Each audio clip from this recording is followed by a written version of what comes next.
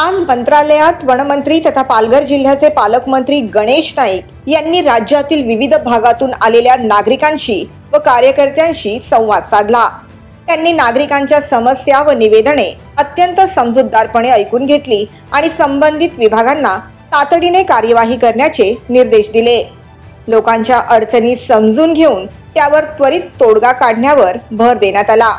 याशिवाय विविध योजनांचा अधिकाऱ्यांकडून आढावा घेताना चालू प्रकरणांची प्रगती, अंमलबजावणीतील अडचणी आणि भावी धोरणांची आखणी यावर सविस्तर चर्चा करण्यात आली। मंत्री महोदयांनी अधिकाऱ्यांना कार्यक्षमतेने आणि वेळेवर जबाबदाऱ्या पार पाडण्याचे निर्देश दिले।